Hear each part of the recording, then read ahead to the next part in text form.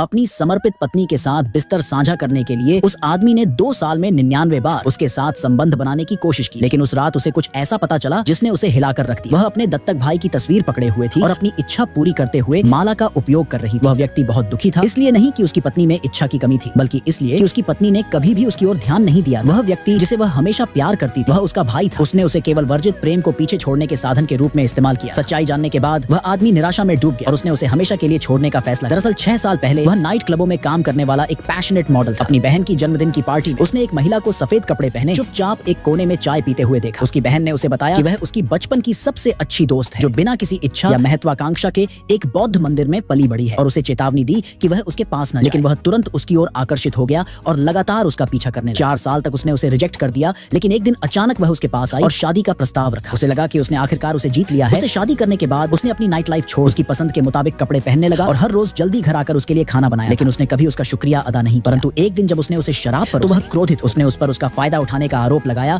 और अशुद्ध विचार रखने के लिए उसका अपमान। फिर उसने खुद को मेडिटेशन रूम में अकेला बंद कर उस रात उसने अजीब आवाजें, और जब वह उसके पास गया तो उसने दर्दनाक सच्चाई दी। वह उससे प्यार नहीं करती, उसने उससे सिर्फ इसलिए शादी की थी ताकि वह अपने भाई के प्रति अपने जुनून से मुक्त हो सके। अगले दिन उसने अपनी बहन को फोन किया और बताया कि वह परिवार के साथ विदेश जाने को तैयार है। उस रात वह दोस्तों के साथ जश्न मनाने के लिए बाहर। उसने कल्पना भी नहीं की थी कि उसकी पत्नी भी उसी क्लब में हो, लेकिन वह उसके लिए वहां नहीं, वह अपने प्यारे भाई के लिए वहां, जो उस समय किसी दूसरी महिला से बात कर रहा। उसने गुस्से में उससे पूछा कि वह ऐसी जगहों पर क्यों जाता है। पति दूर से दुखी होकर यह सब देख रहा। वह समझ नहीं पा रहा था कि जो महिला उसके प्रति इतनी उदासीन थी, वह दूसरे पुरुष के प्रति ईर्ष्या और चिंता कैसे दिखा सकती। पति ने उन्हें अनदेखा करने की कोशिश, लेकिन तभी भाई आंसुओं में डूबा हुआ घुटनों के बल पर उससे विनती करने लगा कि वह केवल उसकी ओर देखे। शर्मिंदा होकर उसने कहा कि वह शादीशुदा है। उसने जवाब दिया कि अगर उसका पति गायब हो जाए तो वे फिर से साथ हो सकते हैं। फिर उसने पति के सिर पर बोतल फोड़। जब वह आदमी होश में आया तो वह एक अस्पताल में था। एक नर्स ने उसे बताया कि एक दोस्त उसे लेकर आया था और पूरी रात उसके साथ रहा। आदमी को दुख हुआ, यह जानकर कि उसकी पत्नी उससे मिलने भी नहीं। उसी समय सोशल मीडिया पर एक पोस्ट आया जिसमें उसके भाई ने हमले के बारे में शेखी बखारी। वह इसे बर्दाश्त नहीं कर सका और उसने पुलिस को फोन कर। उस रात उसकी पत्नी गुस्से में अस्पताल पहुंची। उसने अधिकारियों को बुलाने के लिए उसे डांटा